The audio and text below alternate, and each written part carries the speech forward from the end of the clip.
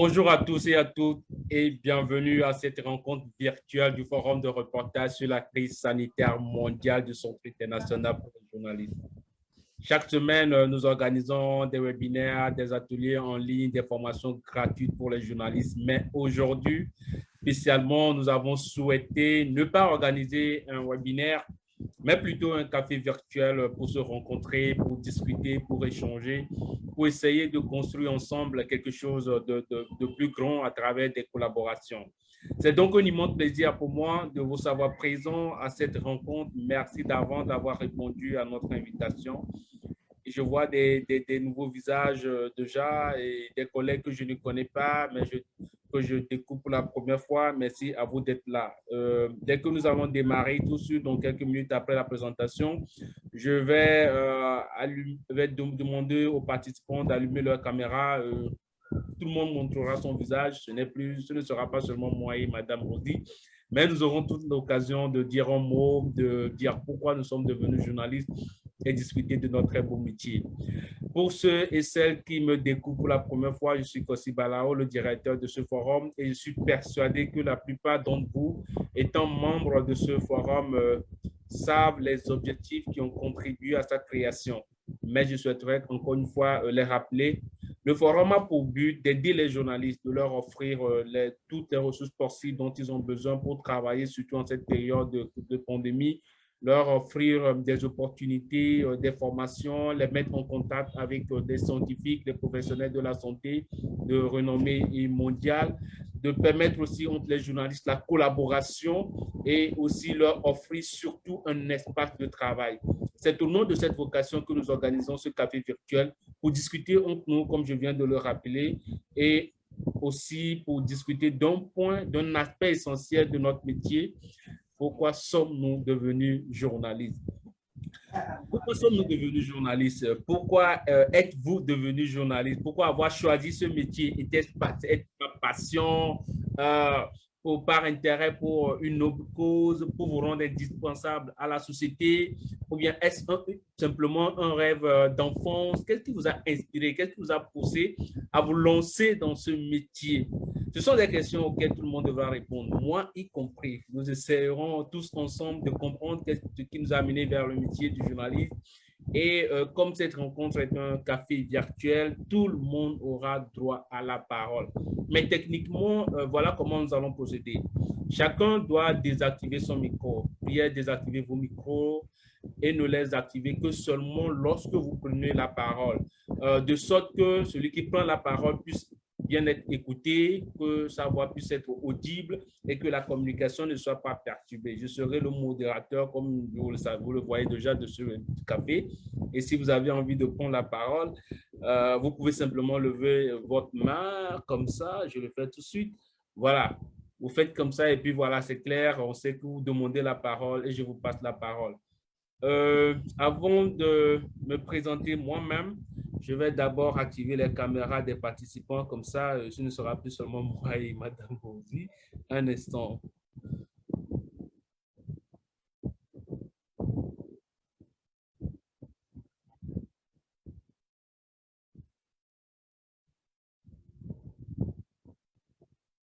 Voilà, je suis en train de promouvoir au rang de panélistes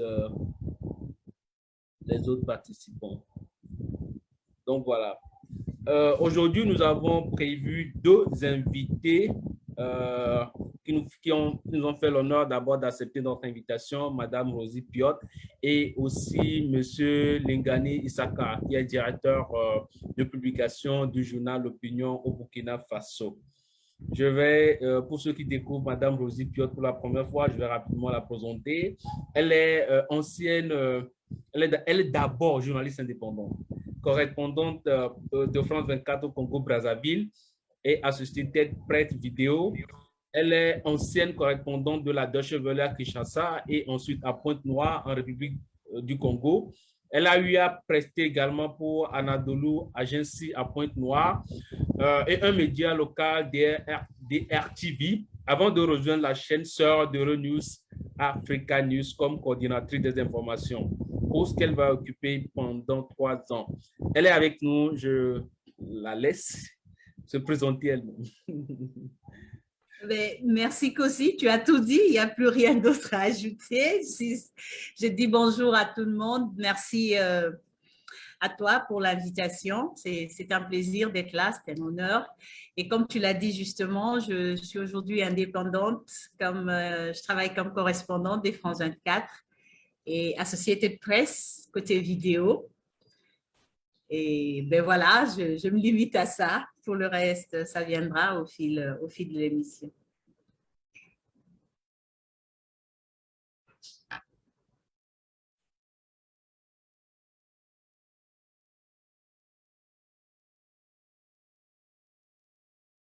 Activé, Kossi. Kossi, on ne t'entend pas. Voilà. Malgré l'habitude, j'ai oublié de ne pas activer moi-même mon micro. Je disais tout de suite que cette rencontre aurait dû ou aurait pu être organisée en présentiel. Nous serions tous chacun tenant sa tasse de café en main et en train de discuter. Mais voilà, à cause de cette pandémie, nous sommes chacun chez lui à la maison. Mais nous pouvons toujours, à travers ces nouveaux moyens de communication, nous voir. Je vois des visages qui me sont familiers. Kofi Mawede, Madame Faten Ayed, qui nous fait l'honneur d'être encore là une deuxième fois, Madame Ruth Koutemba. Nous allons bientôt vous demander de vous présenter. Mais avant, la première question à Madame Rosie, pourquoi êtes-vous devenue journaliste? J'ai activé mon micro. Merci beaucoup pour la question. Mais d'emblée, je te dirais, c'est par passion. C'est par passion que je suis devenue journaliste. La petite anecdote, c'est que déjà toute petite, lorsque j'étais au collège, lorsque mon père me posait la question, que feras-tu plus tard? Je lui répondais, je serai journaliste.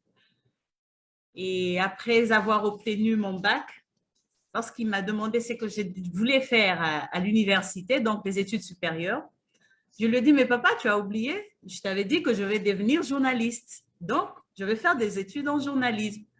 Il m'a regardé, il m'a dit, mais ça continue cette histoire. Je pensais que c'était des rêves d'enfants qui te sont passés avec le temps. Donc, c'est ça que tu veux faire? J'ai dit oui. Et il me dit, mais non, c'est pas possible parce que le journalisme ne paye pas. Il m'a répondu droit comme ça, mon père. Il m'a dit, le journalisme ne paye pas. Et donc, moi, je ne vais pas t'encourager à faire du journalisme.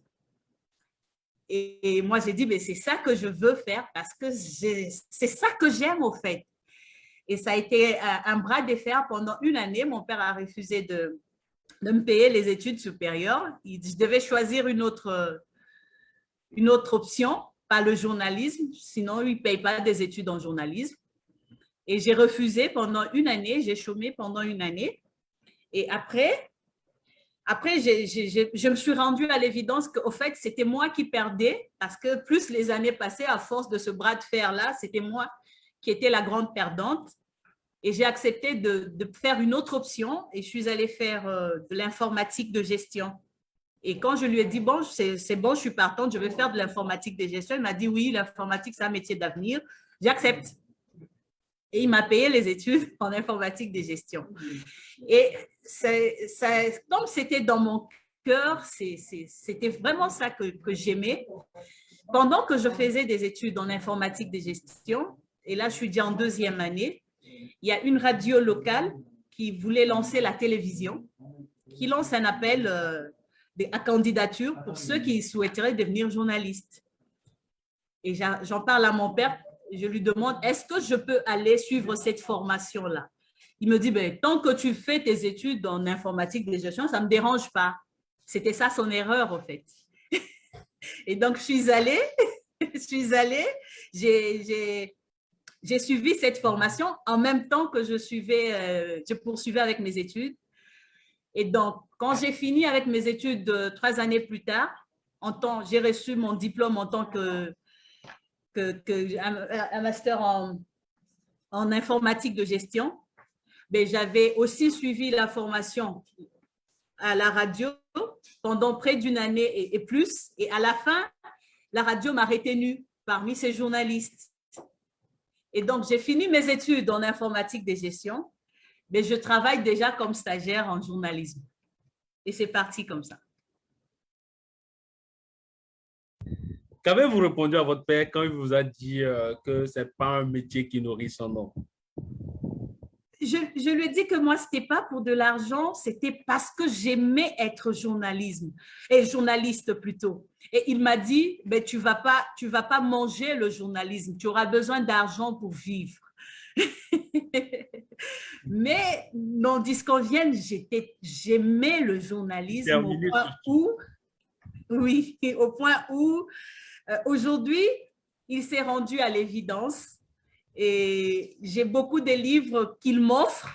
Et à chaque fois qu'il m'offre un livre, il dédicace, il dit toujours « devenu journaliste malgré moi ». Il dit à ma fille qui est devenue journaliste malgré moi. Et il m'envoie le bouquin. Mais qu'est-ce qui a entretenu cette flamme-là pendant de nombreuses années? Ça a commencé, c'était plus qu'un rêve d'enfant pour vous, madame. Oui, ça a commencé, je peux dire que ça a commencé à l'école. Parce que pendant que j'étais à l'école, il y avait des aînés qui faisaient ce qu'on appelle le journal chaque lundi, devant l'assemblée des élèves chaque lundi à l'école où j'ai fréquenté.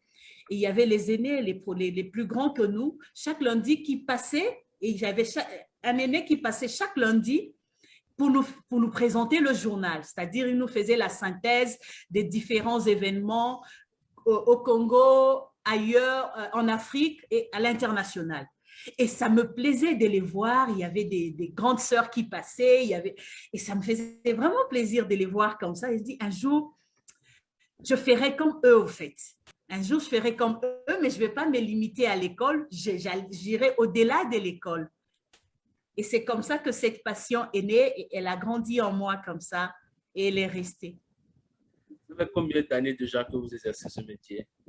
Pardon? Ça fait combien d'années déjà que vous exercez ce métier En qui est tant que devenu... journaliste, Oui, ça va me faire 16 ans aujourd'hui. bon, un long parcours. Ouais. Ouais. Votre histoire est inspirante et assez intéressante. On va revenir, mais je vois des visages qui sont nouveaux pour moi. J'aimerais bien entendre leur belle voix. Je commence par celle qui est la personne qui est le journaliste qui est à ma gauche, à ma droite plutôt, Monsieur Abdoulaye Sidi Diallo. Voilà, j'aimerais bien vous connaître. Je commence par moi-même. La présentation sera vraiment complète, hein. On a tout de suite écouté Madame Rosie. Moi-même, je suis Kossi Balao, je suis journaliste scientifique. Je me passionne de la science, de la santé, des sujets liés au changement climatique et aussi à l'agriculture et à l'énergie. J'ai travaillé pour des journaux étrangers. Voilà, c'est ce que je disais qu'il faudrait éviter. Lorsque n'activons nos micros que lorsque nous prenons la parole, de sorte que celui qui prend la parole puisse être bien écouté. Je travaille pour des médias qui sont basés à l'étranger. Je travaille pour le journal canadien des Discos. J'ai travaillé également pour le magazine scientifique africain qui est basé au Kenya. J'ai couvert des reportages en Chine, en Afrique du Sud, en Italie, au Portugal, en Allemagne, en Suisse et aussi au Portugal, dans plusieurs pays, aux Émirats arabes unis. Et voilà, je suis actuellement à Lomé à cause de cette histoire de pandémie. Les voyages sont bloqués. Du coup, ces 2 dernières années, c'est le boulot à la maison. Monsieur Aboubakar Sidi Diallo, à votre tour alors.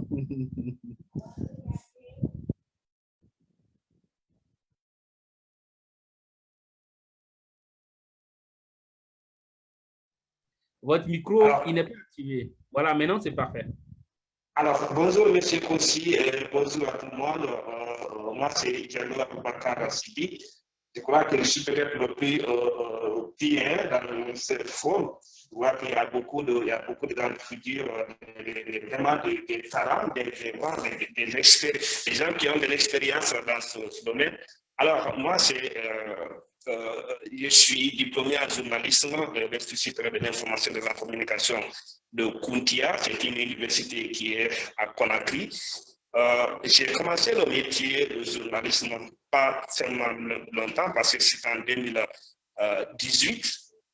J'ai pas fait pratiquement de stage. Après l'université en 2017, j'ai intégré une petite rédaction qui est un site internet qui s'appelle guinémon.com. Puis j'ai été approché par la rédaction africaguinée.com, qui est l'une des grandes rédactions, en tout cas des médias en ligne dans mon pays, où j'évolue depuis avril 2020. Et je suis là en tant que journaliste reporter. Voilà. Mais je suis aussi passionné souvent des questions de santé, de droits de l'homme, du climat. Surtout ces questions de santé et de droits de l'homme, c'est quelque chose que j'aime beaucoup, c'est le sujet que j'aime traiter au niveau de ma rédaction. Et les droits de l'homme, déjà, quand je faisais l'université, parallèlement à ma formation de journaliste, j'ai eu une opportunité de suivre des formations en droits de l'homme pendant 3 ans avec le financement d'une institution qui s'appelle Oshiwa dans le pays. Donc voilà, surtout ma petite personne, je suis très ravi d'être avec vous et surtout vraiment profiter de ces grandes personnalités du monde média qui sont là et qui se présentent. C'est vraiment un grand plaisir pour moi. Merci beaucoup, cher confrère Aboubakar. Nous sommes tous, il n'y a pas de grandes personnalités, nous sommes tous des journalistes. Je crois que madame, vous êtes d'accord avec moi. Monsieur Youssouf Abdoulaye Aidara, mais avant de vous donner la parole, j'aimerais bien entendre encore une voix féminine. Les femmes, elles sont souvent sous-représentées dans les médias. Du coup, quand elles sont avec nous, il faudrait leur vite donner la parole. Madame Ayat Abdou, bonjour. Bonjour à tous, bonjour Rosie. Ça fait plaisir. Bonjour Kossi, bonjour tout le monde. Je suis Ayat Abdou, je suis journaliste d'investigation comorienne, pas camerounaise, mais je viens des îles Comores, pour ne pas mélanger. Donc, je connais Rosie, hein, on s'est déjà rencontrés, on a travaillé ensemble. Donc, c'est une amie, parmi mes meilleures amies, je dirais. Et je suis journaliste depuis 2016, je crois. J'ai travaillé souvent dans la santé, dans l'éducation. J'ai travaillé dans un quotidien qui s'appelait Massiwa. Après, je suis partie. Mais avant, au début, j'ai travaillé dans un hebdomadaire qui s'appelait Femmes des îles. C'était c'était spécialisé au féminin, un journal qui s'est conjugué au féminin. Après, je suis partie une année après. J'ai intégré Massiwa pendant une année. Après, je suis partie à Massiwa. Après ça, écoutez, moi et deux partenaires, on a créé notre propre plateforme d'information qui s'appelle National Magazine Comores. Et on a lancé ce site-là. C'est avec ce site que je travaille et actuellement, nous ne faisons rien d'autre que de l'investigation. Voilà. Et je suis très contente de vous rencontrer tous. Merci beaucoup. Merci. Madame Ayet, qui est déjà très amie avec Rosie Piot, j'aimerais bien dire la même chose pour un confrère ou une consoeur présente ici, peut-être Sophie. Voilà. Monsieur Youssouf Abdoulaye Aidara, on veut bien vous connaître. Merci beaucoup. Vous m'entendez, j'espère? Oui, parfaitement bien.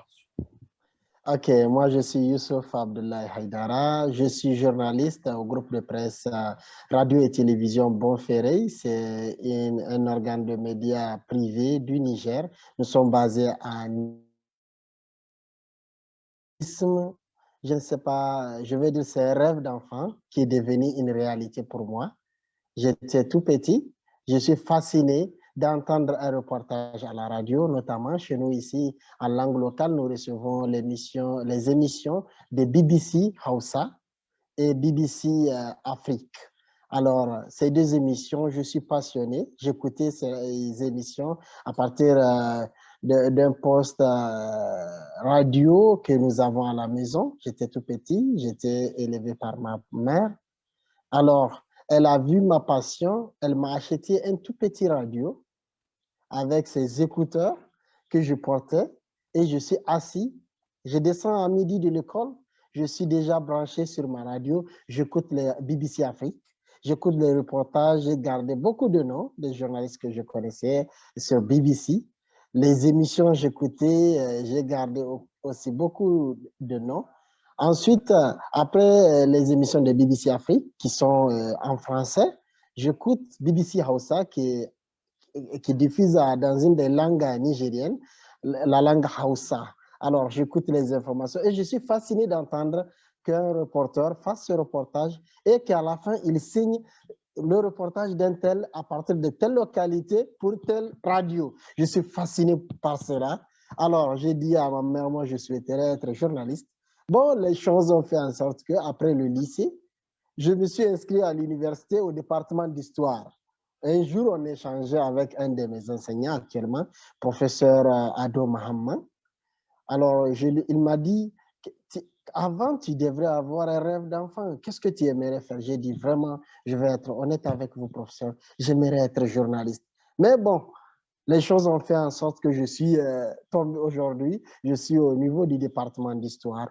J'apprends l'histoire. Il m'a dit, mais tu n'as pas encore raté le chemin.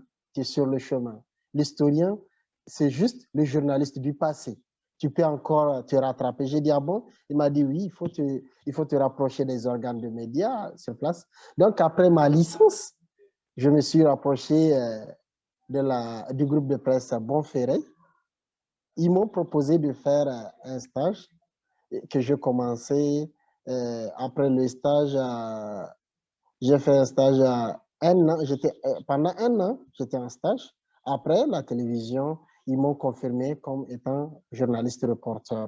Actuellement, je suis à Bonferré. Je suis dans ma 6e année, cette année, que j'exerce le métier en tant que journaliste reporter. Principalement, je me base sur la politique, les questions de la politique, aussi les questions de société et un peu souvent l'économie, mais ces derniers temps, je me suis plus basé sur les questions liées à la protection de la femme, la lutte contre les violences faites aux femmes et aussi les changements climatiques.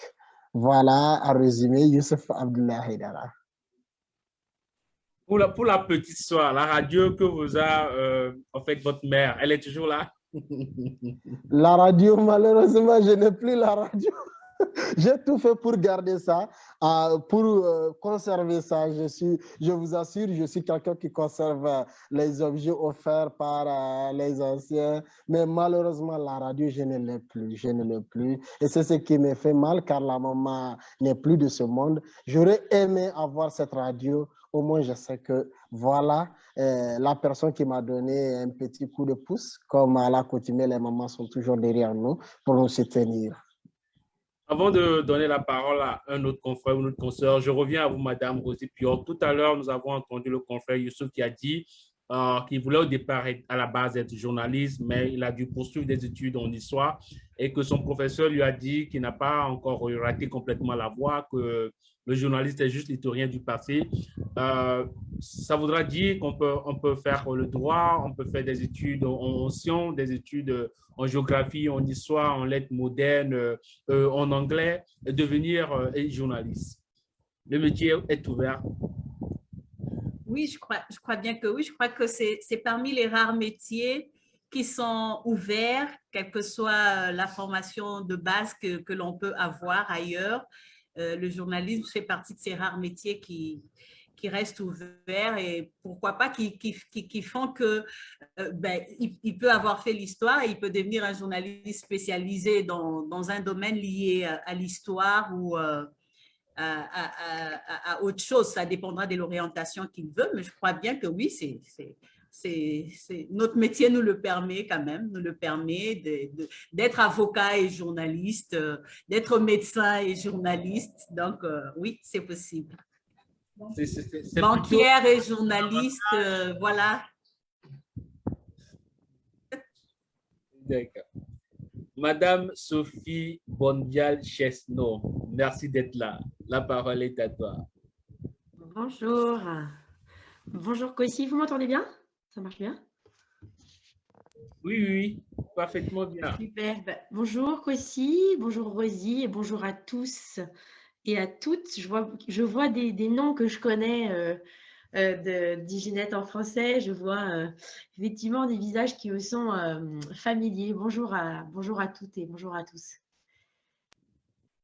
Est-ce que tu voudrais que je me présente, Kossi? Bien sûr.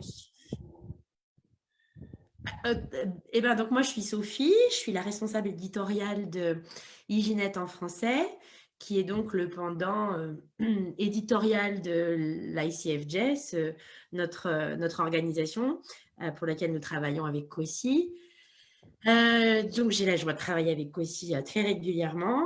Moi, je m'occupe donc voilà, plus particulièrement des articles que vous pouvez retrouver sur Hygiène en français, des opportunités pour les journalistes francophones du monde entier. On offre, on rassemble en fait, voilà. Mais je pense que si vous êtes là, vous devez connaître des bourses, des possibilités de formation.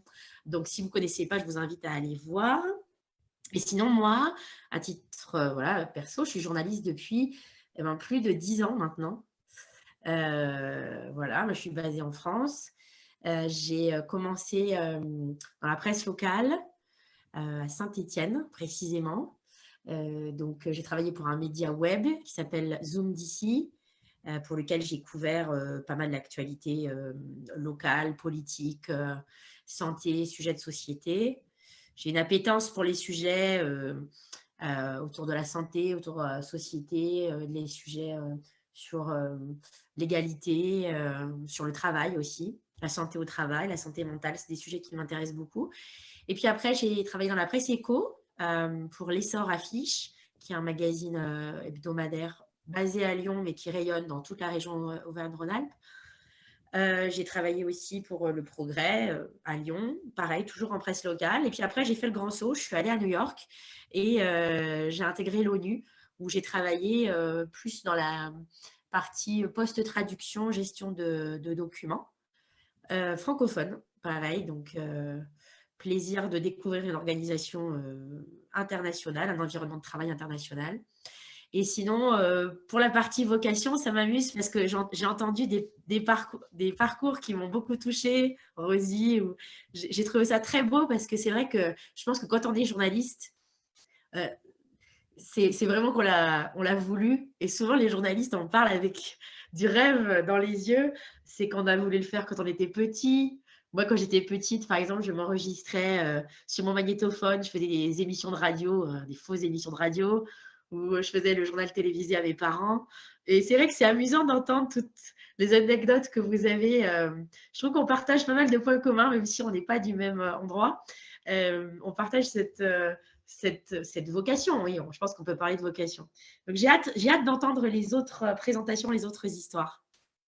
Sophie, est-ce qu'à la base, au départ, vous avez eu le soutien de vos parents qui vous ont dit bah, c'était bien d'être journaliste et continue, on te soutient? C'est une bonne question. En fait, quand j'étais toute petite, je voulais être journaliste. Donc, je l'avais dit, je serais Claire Chazal. Voilà, à l'époque, c'était la référence. Mon corps, bien sûr, c'est une très grande journaliste. Mais je veux dire, c'était la référence du JT. Et donc, j'avais dit, je serais elle. Et bon, mes parents le prenaient, je pense, un peu comme une boutade, ou en tout cas comme un peu un rêve d'enfant qui est amené à varier. Et puis après, quand j'ai été plus grande, bien plus grande, c'est quand j'ai eu 20 ans, après des études, j'avais déjà fait des études d'anglais, notamment. Et bien là, je leur ai dit, bah voilà, je vais passer les concours des écoles de journalisme et je voudrais vraiment faire ça. Je vais revenir à ce que je voulais faire avant que je grandisse. Là, bon, ça les a un petit peu surpris. Et puis, bon, je pense qu'ils s'y sont faits. Mais moi, je ne viens pas du tout d'une famille de journalistes. Pas du tout, du tout. Mon papa était ingénieur et ma maman travaillait au Trésor public. Donc, non, c'était vraiment… Mais par la suite, si, ils m'ont soutenue. Et puis, je pense qu'on a tous aussi ce point commun. Effectivement, les parents, je pense que ça peut faire peur comme métier pour des parents. Parce que ça a une image, peut-être à tort, je ne sais pas ce que vous en pensez, mais d'un métier un peu précaire. On sait que c'est compliqué, bien sûr. Et je pense que pour des parents, ce n'est pas rassurant. Moi, mes parents m'ont proposé de passer le concours d'enseignement, de venir enseignant. Voilà. Pas question, ce sera le journalisme. 2 années après, il est revenu, il m'a dit, mais tiens, tu deviens officier. J'ai dit à papa, non, ce n'est pas ma vocation, mon ambition, non, ce sera, je tiens le journalisme. Je pense qu'on va revenir sur, nous sommes que chacun a individuellement une belle histoire sur sa carrière, sur ce métier et comment les épreuves qu'il a dû surmonter. Mais tout le monde a droit à la parole. Comme je le disais, il y a des confrères ici qui ne se sont pas encore présentés. On leur donne la parole et nous revenons au sujet de cette rencontre. Pourquoi sommes-nous devenus journalistes? Monsieur Ronza Ouabea. Et après, vous, ce sera Monsieur Kofi Mawede Makoto. Votre présentation, s'il vous plaît. Votre micro n'est pas activé. On ne vous entend pas. Mais non, c'est bon, c'est pas grave.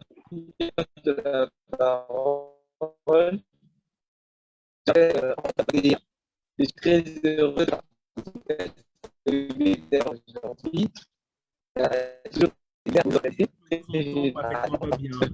Le son a un problème. Ou bien, pouvez-vous essayer d'aller sur votre ordinateur, voir si ça marche? Okay.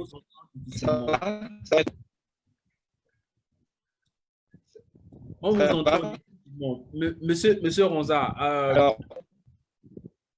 je reviens à vous tout de suite, le temps que vous essayez de voir régler ce petit souci technique, puisqu'on ne vous entend pas bien.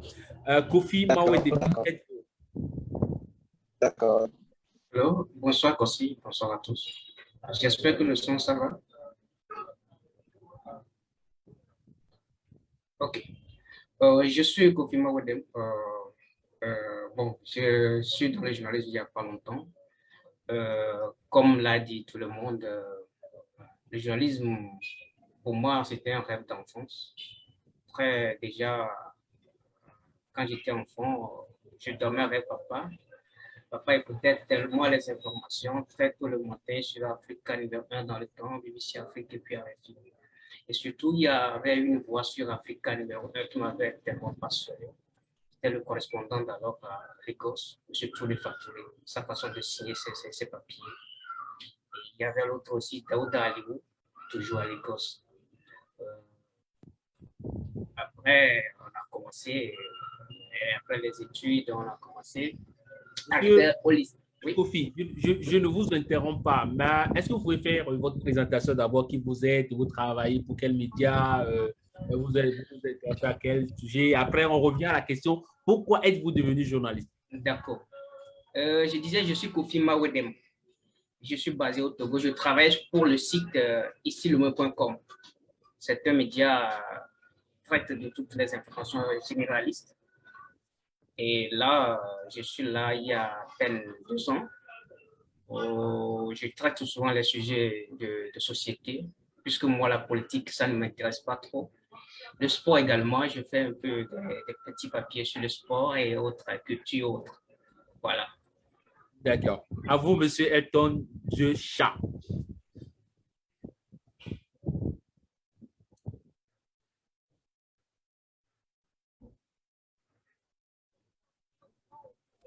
Alors, est-ce que mon micro est activé?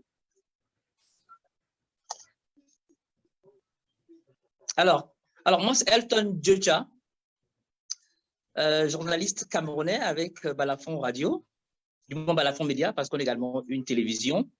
Ça fait pratiquement 6 mois que j'ai rejoint ce média privé, parce que par le passé, je travaillais pour Dash Info, une radio où plusieurs des panélistes ont participé dans la tranche matinale que j'animais entre 6h et 9h. Il y a Rosie Pio, il y a Kofi Mawede, avec qui on a beaucoup travaillé dans la rubrique et qui était baptisée 7 milliards de correspondants. C'était une rubrique qui était dédiée au décryptage de l'actualité africaine. Malheureusement, vous aussi, Balao, vous m'avez à chaque fois fait faux bon, mais c'est pas grave.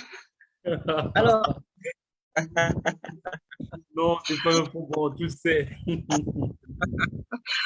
Alors, mon histoire pour le journalisme commence dans l'adolescence. Je ne savais même pas que je nourrissais ce rêve de devenir journaliste. Alors, la petite histoire, c'est que chez nous, on n'avait pas de télévision, on n'avait pas de poste téléviseur, malheureusement. Issu d'une famille très modeste. Alors, j'allais chez les voisins voir le journal télévisé. Et c'était la petite excuse pour moi pour pouvoir aller voir la télévision chez les voisins, parce que mon père étant très, très, très sévère, alors, Il était quelqu'un qui était très regardant. Il fallait aller à l'école, il fallait. Donc, la télévision était interdite. Alors, n'ayant pas de poste télévisé à la maison, j'allais chez les voisins. Donc, à chaque fois, quand j'allais voir un film à la télévision, je disais à papa que bon, papa, je vais aller voir le journal. Il dit, OK, si c'est le journal, OK, tu peux y aller, tu peux y aller, tu as mon feu vert. Donc, c'est comme ça. Et il y avait une édition du journal à l'époque à la CRTV, qui était l'unique chaîne de télévision à l'époque au Cameroun, avant l'arrivée des autres médias privés qui sont là aujourd'hui. Il y avait ce qu'on appelait à l'époque le journal des provinces. Ça n'était pas un journal assez intéressant, donc c'était un peu type vieillot, donc ça n'intéressait pas les autres audiences, mais malheureusement, je me retrouvais des fois tout seul dans le salon du voisin pour regarder le quotidien des provinces, qui est devenu le quotidien des régions par la suite. C'est à partir de là que j'ai commencé à comprendre que là, j'étais en train d'être passionné par ce métier, et j'adorais, Sophie a dit qu'elle voulait être la Claire Chazal, et à l'époque, il y avait celle qui trônait sur le 20h30, et qui est une édition mythique au Cameroun, parce que partout ailleurs dans le monde, on parle de 20h, mais au Cameroun, c'est le 20h30. À l'époque, avec la Royale, on l'appelle chez nous la Royale, l'éternelle du 20h30, Anne-Martin Voto, avec Alex Mimon. C'était une paire. C'était une présentation, une coprésentation. Donc, c'est une paire que j'ai beaucoup appréciée.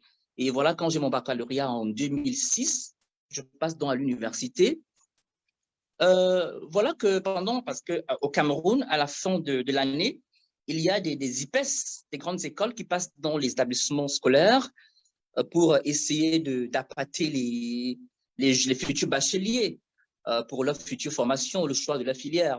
Alors, il se passe qu'il y a une école qui est arrivée dans mon établissement, le lycée de Mbanga, qui est à 70 km de Douala, capitale économique du Cameroun. Alors, je lis sur les brochures journalisme. Quand je rentre à la maison, je présente dans le document à mon papa. Je dis que mon papa, voilà, il y a une école qui est passée par chez nous aujourd'hui.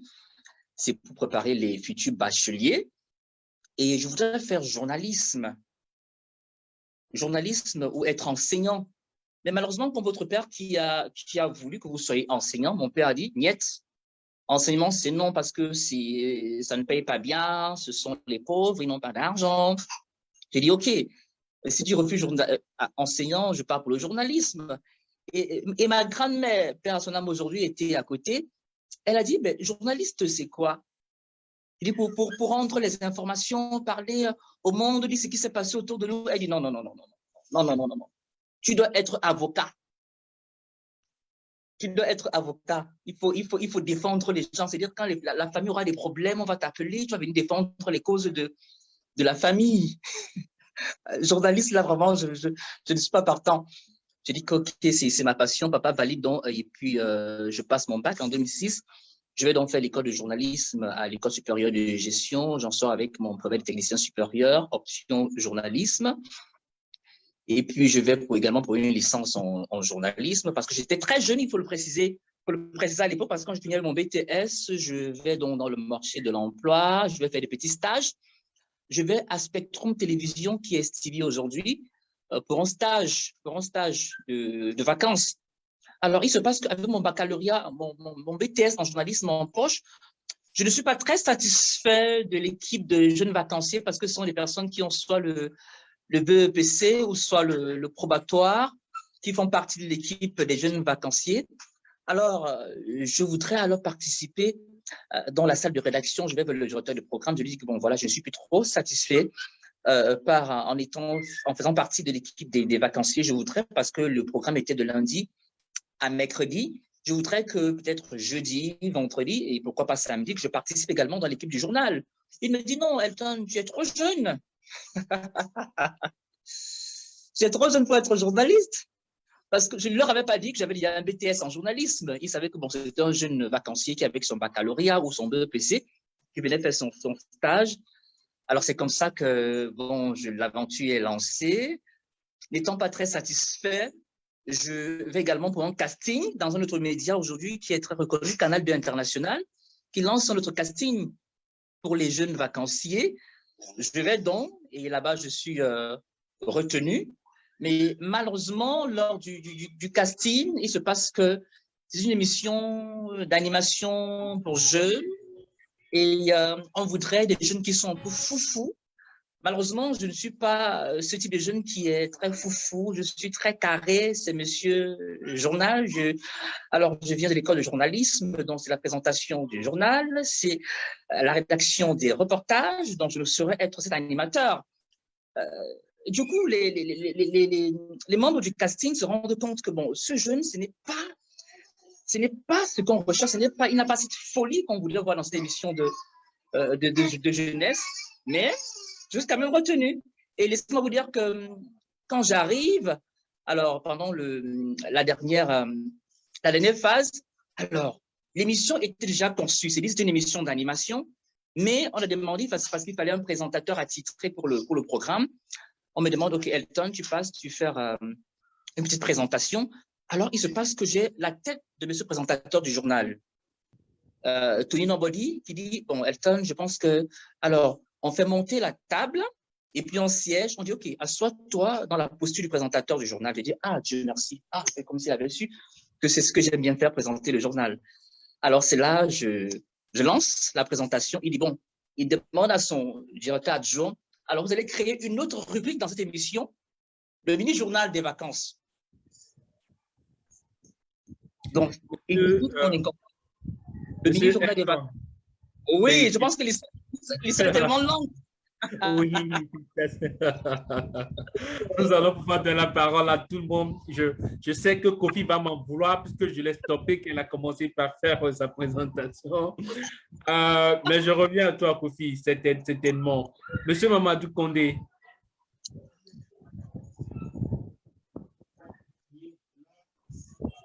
Bonjour Kofi, bonjour tout le monde. Est-ce que vous m'entendez? Oui, très bien. Bien. Je suis Mamadi de Condé. J'ai une licence en journalisme. Je suis guinéen, je suis donc à Conakry. Je suis diplômé de l'Institut supérieur qui a aussi un de ses anciens étudiants qui est parmi nous, Bakassi Diallo, mon compatriote. Voilà. Donc, j'ai travaillé pour des journaux de la place, des radios, une télévision. Et actuellement, je prête mes services à un site d'information qui est naissant. Voilà. Et donc, pour parler... Voilà, donc le journalisme, pour moi, c'est... Monsieur Mamadou, si vous permettez, je reviens à vous pour vous demander pourquoi vous êtes devenu journaliste, mais j'aimerais aussi qu'on donne la parole à Madame Faten qui nous sert beaucoup de commentaires dans le boîte de discussion. J'ignore si elle veut bien, mais Madame Faten, bonjour, vous pouvez vous présenter? Bonjour tout le monde, bonjour, j'espère que ça va. Est-ce qu'on m'entend? Parfaitement, super bien. Donc, super. Donc, moi, je suis journaliste algérienne. Je suis basée à Alger. Je suis journaliste indépendante. J'ai longtemps travaillé pour le journal francophone Al-Watan. Et actuellement, je suis freelancer en attendant de partir vers un autre pays pour pouvoir travailler parce que la situation actuelle pour les journalistes est très délicate. Alors, pour revenir juste à comment, pourquoi j'ai choisi cette voie, ça s'est fait malgré moi, en fait, parce que nous étions dans les années 90 un peu dans un confinement sécuritaire. C'était la guerre civile, donc il y avait du terrorisme, des attentats quotidiens. Et on était un peu confinés malgré nous. Donc, on avait la radio quand les antennes n'étaient pas coupées, ou mon père qui sortait très discrètement pour aller chercher les journaux. Donc, c'était très compliqué pour sortir, aller les chercher à une certaine heure, parce qu'on ne savait pas sur qui on pouvait tomber. Et je trouvais que c'était très héroïque de chaque matin d'aller chercher cette presse indépendante, même si je ne prenais pas conscience de ce que ça voulait dire. À l'époque, c'est normal. Et par la suite, quand ils ont commencé en fait, à assassiner des journalistes. Il y a plus d'une centaine de journalistes très connus qui avaient été exécutés à travers des attentats et je vous épargne les détails. C'est là où ça a suscité un intérêt pour moi tout de suite. C'est-à-dire, qui sont ces gens? C'est quoi un journaliste? Parce que je faisais mes études en arabe, donc ça veut dire quoi journaliste? Phonétiquement, ça sonnait drôle. C'était comme la première fois où j'ai entendu le mot Zanzibar. C'était magique. Genre, je me dis, c'est quoi ce mot tellement bizarre? Donc je me suis dit, bon, ben, c'est quoi journaliste alors? Et c'est là, quand on comprend, surtout que c'était vraiment la crème de la crème à l'époque, la majorité des personnes étaient formées par des anciens du journal Le Monde, Libération, et c'était pas forcément des journalistes de formation. Ils venaient d'univers très différents, parce qu'avec le temps, évidemment, on côtoie un petit peu maintenant leur famille ou leurs amis, ou surtout les amis et les confrères. Donc, on découvre plusieurs facettes. Parfois, c'était des ingénieurs ou des médecins, ce qui est très intéressant comme parcours. Donc, forcément, j'avais envie d'écrire, de poursuivre, en fait, de me dire que voilà, il y a une école en Algérie, une école de ce type de journalisme. C'est peut-être pour ça qu'ils nous ont enseigné en fait le panafricanisme, l'africanité, combattre donc tout ça, tout ce qui est ce racisme ambiant, enfin toutes les thématiques sur lesquelles je travaille depuis 15 ans maintenant, 15 petites années. Voilà pour moi, c'est ça. Et vous couvrez, vous vous intéressez à quel sujet surtout? La science, le changement climatique Actuellement, en fait, ce qui me préoccupe beaucoup, évidemment, c'est normal que ce soit le changement climatique, mais c'est surtout, moi, je travaille beaucoup sur les questions migratoires, sur les réfugiés, les zones de conflit et j'en passe. C'est très important pour moi de travailler dessus, de continuer, et c'est tellement lié avec le changement climatique. Et voilà, je poursuis ce travail avec comment on appelle ça? Pardon, les médias arabophones, parce que c'est des gens qui, en fait, c'est un côté de la planète qui ignore tout ce qui se passe en Afrique. Par exemple, si on prend l'Égypte, qui est déjà un pays africain, mais aussi arabe, donc ils sont déconnectés de l'Afrique. Et je trouve que c'est très intéressant de faire le lien. Je ne savais pas pourquoi cette langue arabe allait un jour m'apporter quelque chose. Je n'aimais pas trop apprendre. Pour moi, je suis francophone, francophile.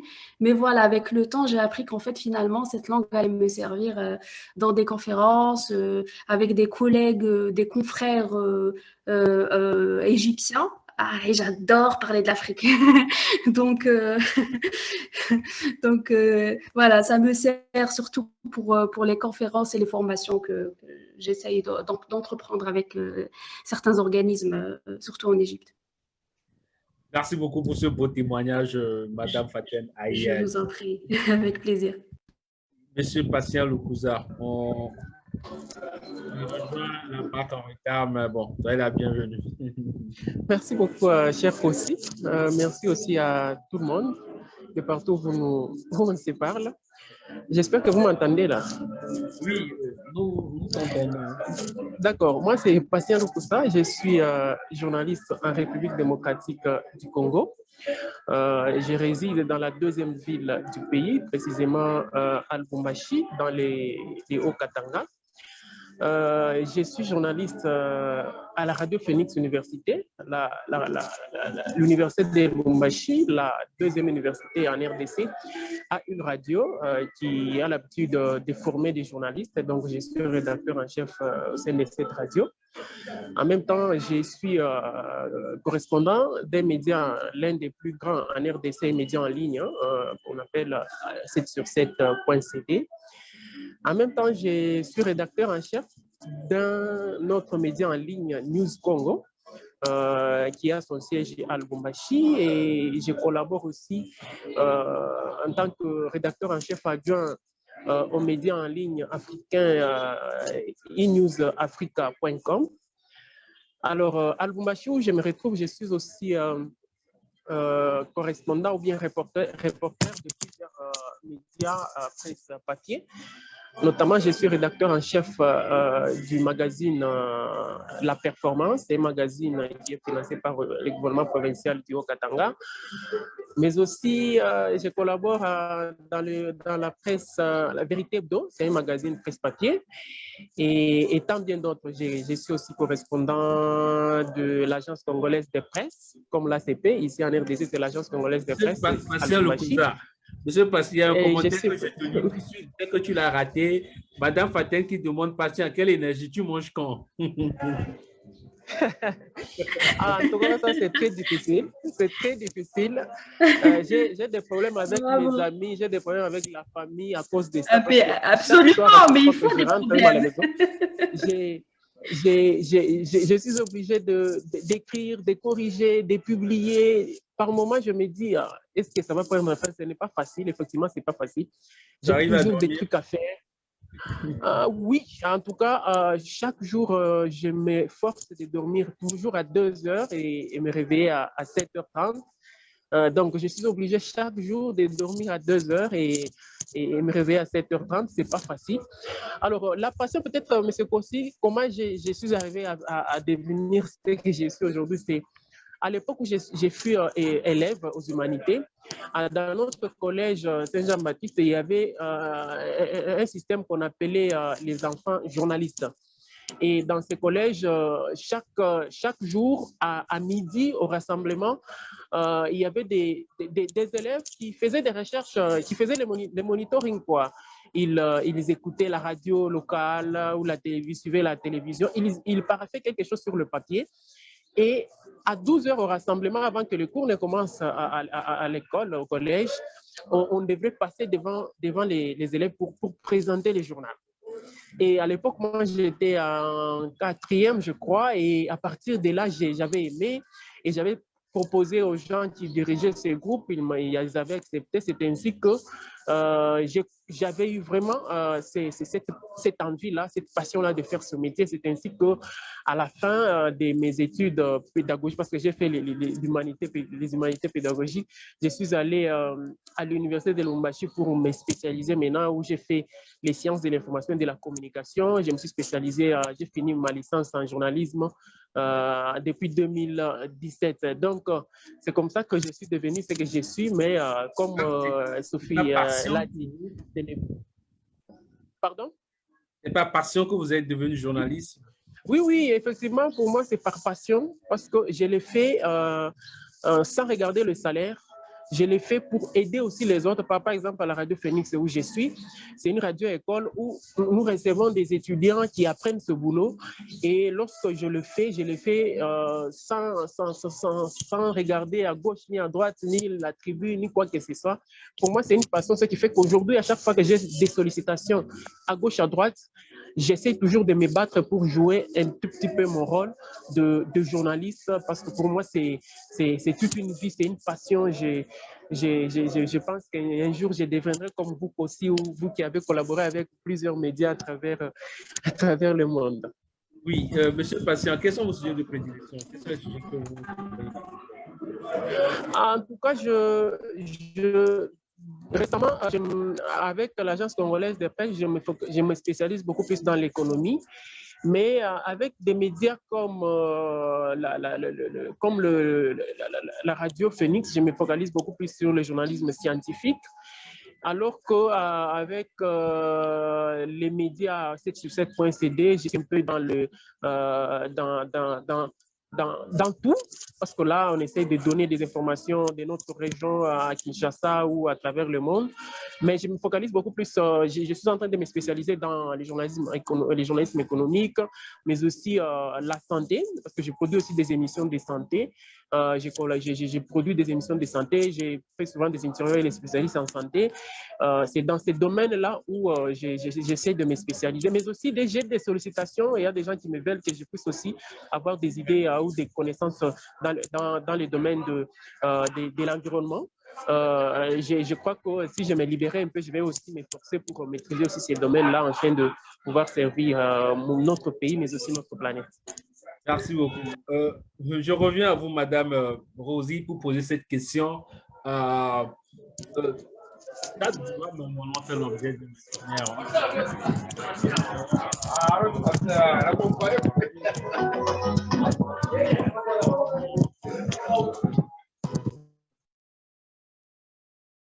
Voilà, je pense que c'est M. Passon qui n'avait pas éteint son micro. Maintenant, c'est parfait. Madame Rosy, la question que j'essayais de poser, tout ça, c'est de savoir comment avoir un si riche parcours en journalisme. Vous aussi, vous avez travaillé pour des grands médias en long.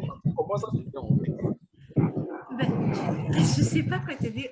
En fait, aussi, tu sais, perso, je suis quelqu'un qui aime apprendre. Et jusqu'aujourd'hui, je ne m'interdis pas d'apprendre et je suis toujours ouverte à faire des formations, quel que soit. Tant que l'opportunité m'est donnée, j'apprends toujours parce que je me dis, je ne sais pas quand est-ce que cette ou cette autre formation pourra me servir. Et dans le cadre du métier de journalisme, comme je le disais tout à l'heure, j'ai commencé dans une petite radio locale. Et après, lorsque j'ai eu ma licence, j'ai déménagé. Je suis allée dans une autre ville. Arrivée là-bas, j'ai commencé à travailler en tant que stagiaire parce que tu sais, lorsque tu arrives et que moi, personnellement, j'ai été formée sur l'État, comme je le disais tout à l'heure dans mon parcours, j'ai pas eu à avoir des diplômes en journalisme, donc ça constituait au début un grand handicap pour moi, pour que les portes puissent s'ouvrir. Et j'ai accepté donc à mes débuts d'être considérée comme stagiaire et je l'ai fait.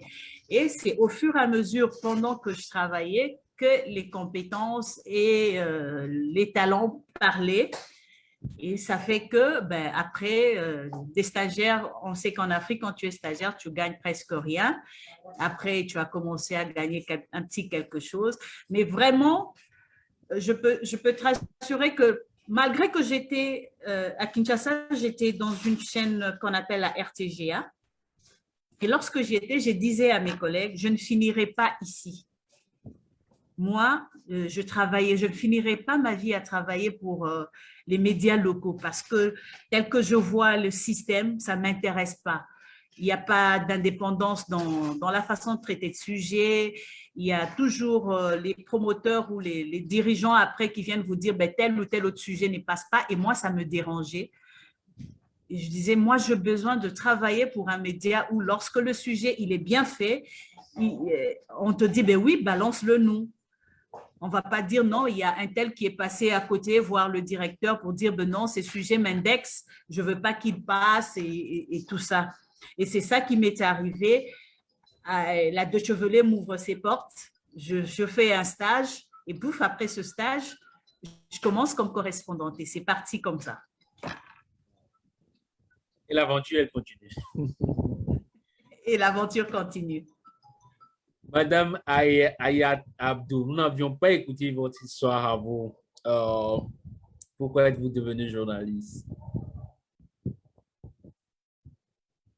C'était comment un rêve d'enfance aussi pour vous? C'était comme racontez-nous votre histoire. On a tout le temps. Alors,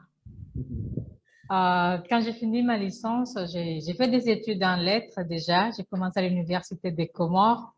J'ai eu ma licence là-bas avant d'aller faire mon master à l'université de Tananarive. Donc, quand j'ai eu ma licence à l'université des Comores, j'ai fait mon premier stage à l'ORTC, à la radio et télévision nationale. Mais ce n'est pas là où j'ai eu le déclic. Je voulais pas rester à la maison sans rien faire et attendre que le temps vienne pour que je parte à Madagascar. Il fallait que je fasse quelque chose. Alors, je me suis dit que je vais découvrir ça. Après, j'ai fait mon stage, je suis partie à Tana, je fais mes études, je suis rentrée. J'ai commencé à travailler à la communication à la FCC, l'Association des consommateurs comoriens. Après ça, j'ai fait une année aussi là-bas et j'ai commencé à travailler à Femmes des Îles. J'ai appris sur l'État. J'ai pas eu de formation quand j'ai commencé. J'ai vraiment appris sur l'État. Et j'ai eu vraiment la chance de rencontrer un monsieur qui s'appelle Kamal Sindou, un ancien correspondant de RFI. il est vraiment génial. En ce moment-là, il travaillait à l'autorité compétente qu'on appelle le CNPA, le Conseil national de la presse et de l'audiovisuel. Et c'est lui qui me supervisait à Femmes des îles. Et c'est lui vraiment qui m'a donné l'amour, la passion du métier. Après, quand j'ai vu comment ça se passe sur le terrain, je me suis dit, en fait, il y a tellement de choses, il y a tellement de cris, il y a tellement de choses que nous pourrions apporter, mais qu'on ne fait pas. Il y a tellement de personnes, on fait souvent beaucoup trop de politique et moi, la politique, ça fait deux, j'y touche pas à ça. Je ne fais que du social, je ne fais que des sujets d'intérêt général. Et c'est vraiment aller à la rencontre des personnes, de ces personnes qu'on ne voit pas, de ces personnes qu'on ne donne pas la parole. Moi, c'est ce que j'aime, c'est ce qui m'anime vraiment. Aller les voir, les écouter, entendre leurs histoires, les comprendre et je dirais plutôt d'apporter cette voix-là pour voir peut-être il y aura une justice sociale ou peut-être un changement quelque part. C'est vraiment ça qui m'anime. C'est pour ça que je touche pas à la politique, je ne fais que des sujets sociaux. Voilà. Et c'était pas possible, en fait. J'ai décidé vraiment d'être journaliste toute seule. Ma famille n'aurait pas du tout voulu, hein. Ben, ma famille, disons que tout le monde touche au commerce, marketing, développement économique. C'est ce domaine-là que tout le monde a fait ses études. Écoutez, moi et le commerce, je ne me vois pas du tout rester dans mon magasin, vendre mes chaussures et tout. Bon, c'est ce qui m'a donné les moyens d'avoir des études et tout, mais c'est pas moi. Donc, j'ai décidé d'être journaliste vraiment toute seule. Et voilà, c'est tout. Je me suis battue, je me suis vraiment battue contre tout le monde, contre toute ma famille pour faire ça. Des fois, c'est douloureux, mais je pense que quand on fait un choix, il faut l'assumer. Donc, j'assume. Maintenant, ça a l'air d'aller, mais disons que je ne leur ai pas laissé le choix non plus. Est-ce que le journalisme sera votre métier à vie? Alors, pour l'instant, je ne me vois pas du tout changer, en tout cas. Pour l'instant, je me bats toujours, je ne me vois pas changer, faire autre chose. Je pense que quelque part, si je serais malheureuse, pour être franche, je ne pense pas que je me sentirais à ma place. Moi, je suis plutôt une femme de terrain, je suis plutôt une bagarreuse en quelque sorte, un peu. Une bagarreuse en quelque sorte. Il faut que je comprenne, il faut que j'aille voir, il faut que j'aille vérifier, il faut que je sente, il faut que je fasse tout ça. Bon, pour le moment, je préfère rester là et je n'ouvre pas les yeux en tout cas. Voilà. Je ne sais pas si vous avez fait la même remarque que moi. Il y a moins de caméras allumées qu'au début, lorsque nous avons commencé. Peut-être que certains ou certaines confrères, certaines consoeurs commencent déjà pas sur la C. Ça fait déjà 1 heure que nous sommes en ligne. Il était prévu que Madame Bonnevie Chesneau puisse répondre aux préoccupations des personnes, des confrères ou des consoeurs qui désireraient travailler avec Hyginette, mais qui ont des questions à lui demander sur le fonctionnement même de ce site. Mais je pense que ce sera une partie remise. Nous allons devoir programmer un autre café le mois prochain, ou ce mois, si possible, parce que là, je vois qu'on a déjà accédé 1 heure et je ne sais pas, peut-être que certains sont déjà fatigués. Il va falloir prendre cela en compte. Il y a aussi des confrères et des consoeurs qui ne se sont pas encore présentés. Madame Route, on aimerait bien vous entendre aussi. Après, je donne les vétos, hein, tous les 5 vétos à Rosie de décider de la suite. Madame Ruth Koutemba. Oui, Kossi, je suis là. Je suis là, Kossi. Ah. Présentez-vous, s'il vous plaît. Pardon, je ne vous suis pas, je ne vous écoute pas. La question, c'est de savoir si tu n'as même pas une question. On j'aimerais juste savoir, Madame Rode, elle travaille pour quel média? Voilà. Oui, mais je travaille pour France 24. En tant que correspondant de France 24, je fais des vidéos, je fais des reportages, je fais des faits de suivi de beaucoup de choses. En dehors de ça, comme je le disais, je travaille également pour Associated Press, à la vidéo toujours, parce qu'il y a un de mes collègues, lui, qui fait le texte. Et également, c'est des reportages. Alors, comment ça se passe? Ben, je prends le temps avant de proposer des sujets avec un angle précis, avec toutes les personnes ressources qui devront apparaître dans le sujet. Et lorsque je propose des sujets à ces rédactions, dès qu'elles sont d'accord, je passe à la réalisation de sujets. Alors, il m'est arrivé à plusieurs reprises que des sujets ne soient pas réalisés parce que, après avoir été acceptés par la rédaction, mais la réalité sur terrain fait que c'est impossible de réaliser les sujets, surtout lorsqu'il s'agit de faire des reportages vidéo. Il y a des personnes qui sont prêtes à parler quand il s'agit de la radio ou quand il s'agit de la presse écrite, mais quand il s'agit de la télé, ils se disent ben non, la télé, on ne passe pas. Et voilà parfois les difficultés auxquelles on est confronté sur terrain. Et on fait avec, on continue à se battre, Et comme Ayat le disait tout à l'heure, en dehors de ça, je fais un peu comme elle dans l'investigation, dans les enquêtes. Et donc, en tant que journaliste d'investigation, ben, on se doit d'abord d'être beaucoup discrète, voilà, beaucoup discrète. Et Ayat a été à la bonne école, je suis derrière elle. Parce que, voilà, non seulement la discrétion, mais aussi savoir être, qu'est-ce que je peux dire sur ce point? Savoir avoir des sources assez fiables, parce que ce n'est pas évident. Ce n'est pas du tout évident l'investigation dans nos pays. Et savoir conserver ces sources-là et après vérifier pour ne pas tomber dans des déboires, quoi.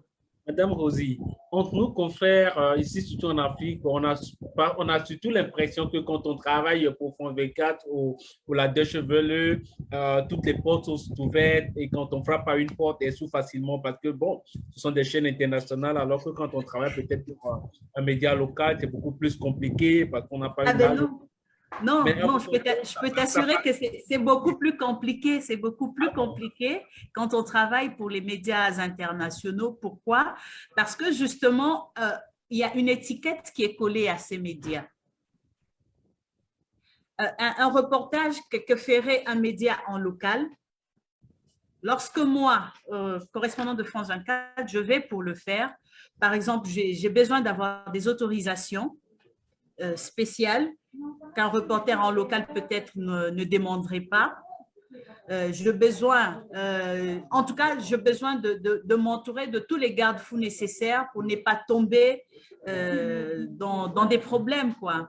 Récemment, je fais un reportage, c'était sur la fermeture des frontières fluviales entre Brazzaville et Kinshasa, qui sont les deux capitales les plus proches du monde. Mais avant de faire ce reportage-là, la rédaction a dû faire un courrier. Effectivement, je comprends parce que le beach de Brazzaville fait partie des lieux stratégiques du pays. Et donc, on ne peut pas autoriser à filmer n'importe comment. Donc, il fallait une lettre de demande de tournage en bonne et due forme. Mais tenez-vous aussi qu'après avoir reçu cette lettre des personnes habilitées, je vais sur terrain pour faire le reportage. Mais il y en a qui ont encore cherché un tout petit peu à me compliquer, genre, ben non, on devait recevoir une copie de cette autorisation parce que c'est quand même un endroit stratégique. Mais en coulisses, il y a même des policiers en coulisses qui vous disent, ben non, on vous complique parce que c'est France 24. Si c'était une chaîne locale, ce serait passé, on n'aurait même pas demandé l'autorisation. Mais on vous complique juste là parce que c'est ce micro-là qui fait peur, au fait. On se dit France 24, ça va passer à l'international et il faudrait soigner l'image du pays. Donc, tu comprends un peu. C'est vrai que quand il s'agit des officiels, de certaines autorités, c'est plus facile pour elles de s'ouvrir à nous, mais ce n'est pas toujours facile, ça je peux vous l'assurer, ce n'est pas toujours donné en tout cas. À la fin de ce webinaire, sauf si les confrères sont partants, qu'on excède, qu'on parte jusqu'à 2 heures, mais ce n'est pas évident, pas du tout évident. Je pense que nous allons rééditer l'événement, organiser une autre séance au cours de laquelle nous allons peut-être aborder un autre aspect, Il y a une main qui s'est levée aussi. S'il vous plaît? Il y a une main qui s'est levée. Il y a une main levée, celle de M. Fon. Oui, M. Fon, vous avez la parole. D'abord, démarrez votre vidéo pour qu'on puisse vous voir. Monsieur Franck, vous avez la parole. Voilà. Le micro. On ne vous entend pas. Vous pouvez vous réactiver votre micro. Je vous ai envoyé une invitation tout de suite. Ça doit être parfait.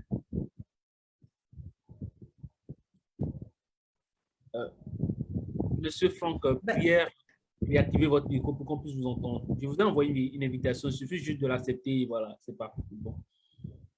Il n'a pas activé son micro. C'est difficile de l'écouter. C'est impossible, carrément.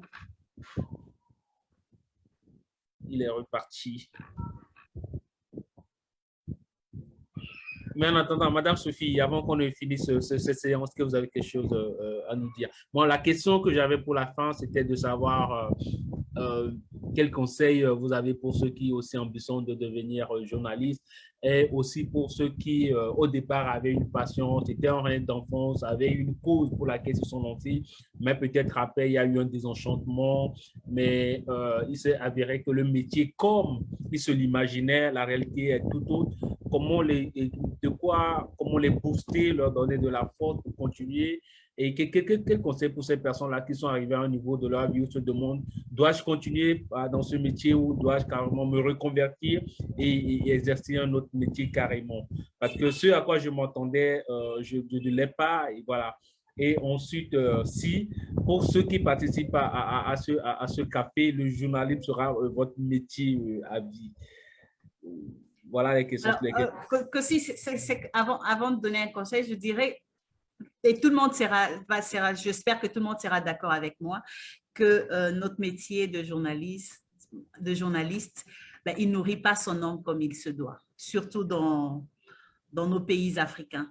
Et que donc, si aujourd'hui on continue encore à le faire, c'est par amour, par passion justement pour ce métier. Et pour ceux qui y sont, et le problème aujourd'hui, c'est qu'il y en a qui y entrent pour devenir riches, pensant que c'est la richesse facile, ou pensant que le fait, par exemple, d'interviewer tous les grands de ce monde donne accès à certaines richesses.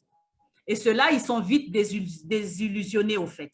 Parce que quand ils sont maintenant dans le métier, ils voient que ce n'est pas ça, mais facilement, ils vont quitter le métier pour aller faire autre chose parce que leur objectif, ce n'était pas le métier en soi, mais c'était s'enrichir au détriment ou voilà.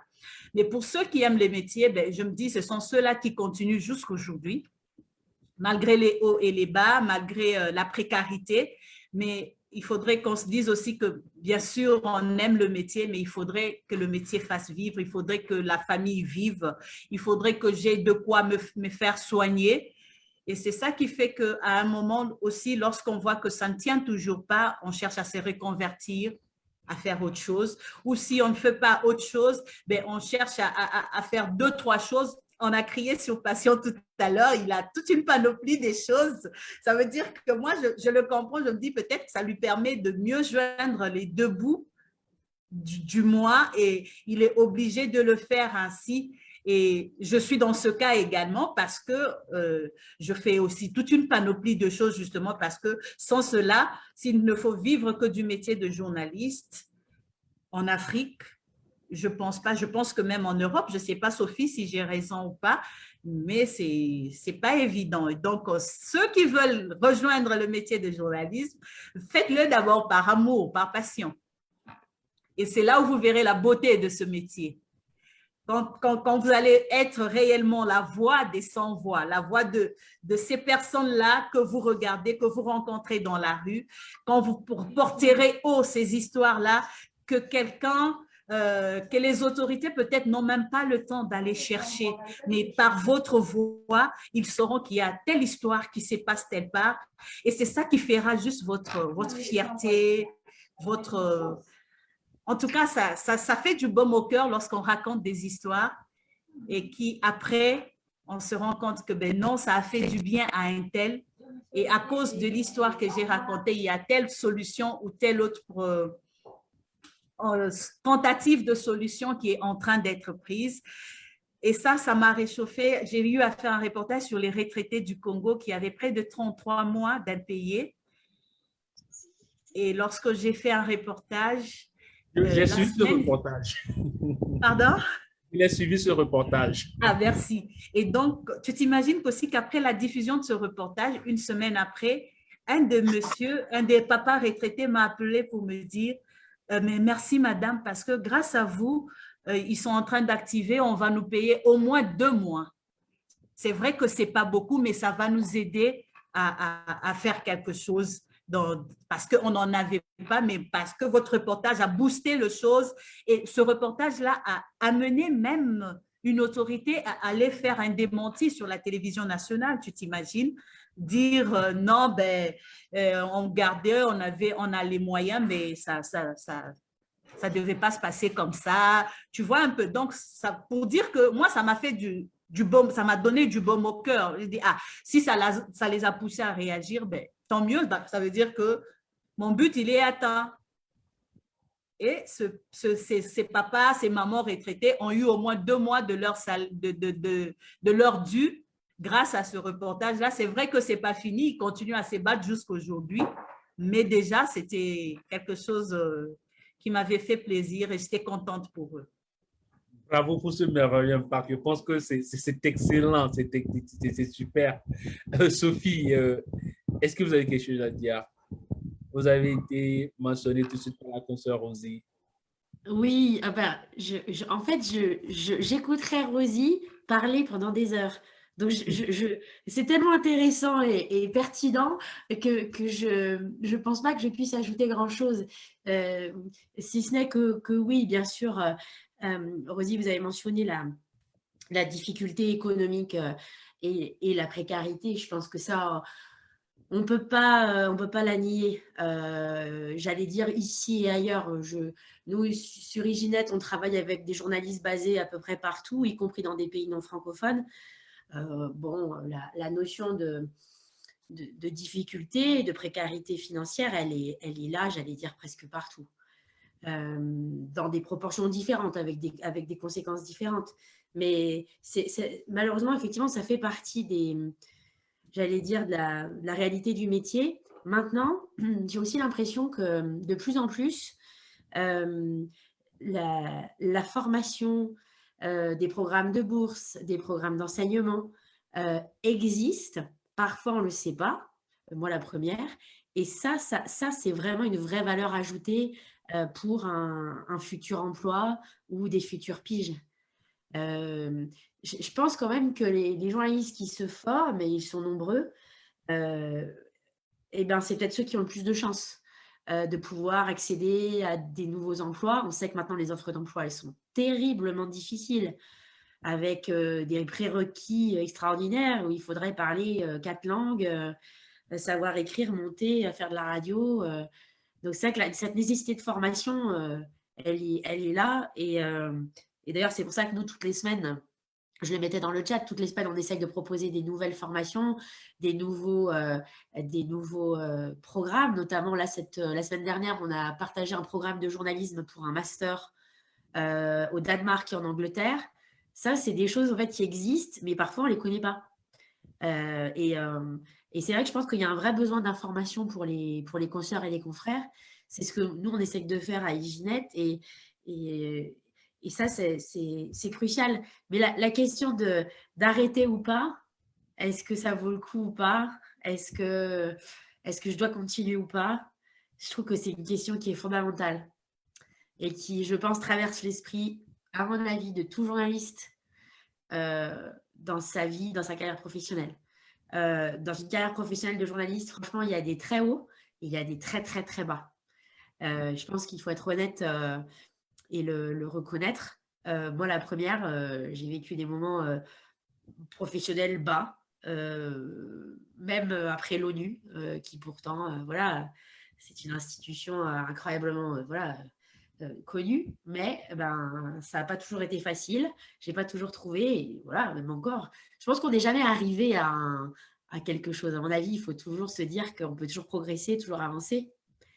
Mais en tout cas, et puis se soutenir, je trouve que, d'ailleurs, qu'aussi, j'utilise cette tribune-là que tu me donnes pour te remercier et te dire que ce travail que tu fais et que l'on fait à l'ICFJ de forum, de connexion, de partage d'informations, pour moi, c'est passionnant parce que je pense que les journalistes du monde entier, ils ont à y gagner. Oui, WhatsApp, hein, je vois bien sûr, peu importe le tunnel, j'ai envie de dire, le média. Et tous ces partages d'informations, ils sont vraiment... c'est comme ça qu'on progressera tous, je pense.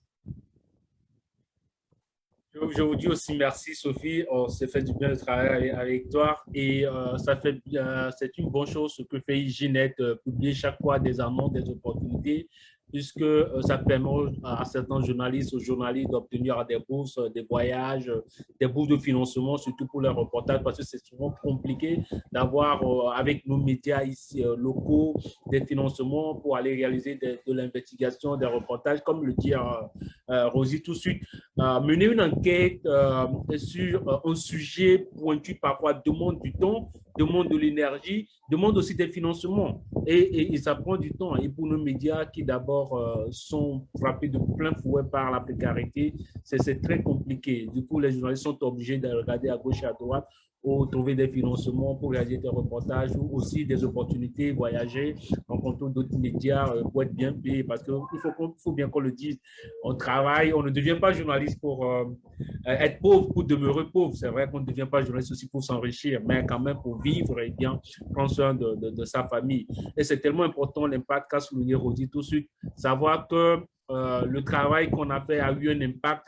C'est vrai que ça donne de la joie en cœur. On se dit, bah, j'ai été utile à la société, j'ai fait quelque chose d'important et ça donne aussi envie de faire plus, de travailler, de montrer ces choses qui n'auraient pas pu connues du public si on n'avait pas été là, si les journalistes n'avaient pas été là pour traiter ces sujets. C'est tellement important.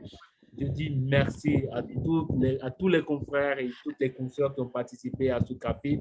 Je pense qu'on va s'arrêter ici. On a fait 1h19. Oui, je te donne la parole tout de suite, Sophie. Je pense qu'on va s'arrêter. Je t'interromps parce que j'avais juste une dernière chose à dire, si c'est possible, si tu me le permets. Dans un peu moins d'une semaine, ouais, je donne l'info parce que je l'ai partagé sur les réseaux sociaux, mais on a publié une opportunité vraiment incroyable, je trouve, pour les journalistes francophones et anglophones. Je vous invite à aller la voir. C'est un programme de l'université de Yale aux États-Unis et qui offre en fait un programme de bourse et un voyage de 4 mois et demi sur place aux États-Unis pour venir en fait travailler et prendre du recul sur sa pratique professionnelle. Et cette bourse-là, elle est passionnante parce qu'elle vise non pas les jeunes professionnels, mais les professionnels en milieu de carrière. Et vraiment, ça s'appelle le Yale Fellow. Enfin, c'est vraiment une offre fantastique. Je vais me permettre de la partager. Oui, je vois Yale. Ouais. Je vais me permettre de la repartager avec vous. N'hésitez pas à la regarder. Je sais qu'il y a beaucoup de candidatures et que c'est quelque chose d'extrêmement prestigieux, mais c'est vraiment une opportunité impressionnante. On n'en propose pas souvent des comme ça et là, vraiment, elle est incroyable. Je vais me permettre de vous la partager tout de suite, comme ça, vous pourrez regarder parce que c'est vraiment, vraiment très intéressant. Voilà, mon souci, c'est de pouvoir améliorer, perfectionner ces cafés webinaires, ces cafés, ces rencontres virtuelles à chaque fois. Du coup, je longe toujours de façon traditionnelle, hein, à la fin de chaque webinaire, chaque événement en ligne, un court sondage qui me permet de savoir quels sont vos remarques, vos critiques, qu'est-ce qu'il faut améliorer, comment faire en sorte que les prochains événements soient très utiles pour les journalistes et que ça soit bien réussi. Du coup, je vous prie de bien vouloir prendre quelques secondes et me faire vos remarques, vos critiques, vos suggestions afin d'améliorer ces événements que nous organisons. Un sujet qui m'a semblé aussi important, le journaliste Maurice, son nom, Rosie plutôt, je pense que ça doit faire l'objet d'un webinaire ou peut-être d'un café virtuel, qu'en penses-tu? Oui, tout à fait. Ah, je t'ai perdu. Oui, oui. Et Rosie, qu'en dis-tu? Oui, je suis d'accord avec toi. Je suis d'accord. Merci à vous, chers confrères. Le forum est là. Invitez vos amis à le rejoindre. Continuons les discussions dans le forum, mais aussi dans le groupe WhatsApp. Et voilà, collaborons, nos confrères. C'est tout ce que j'ai encore à vous dire. Merci pour votre temps. Merci à toi aussi. Merci à tous. Merci à tout le monde. Au revoir. Merci, à très vite. À bientôt.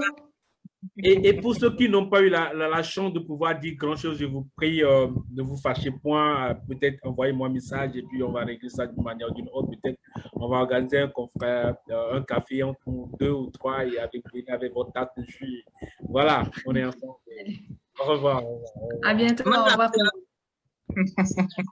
À bientôt. Au revoir, à bientôt.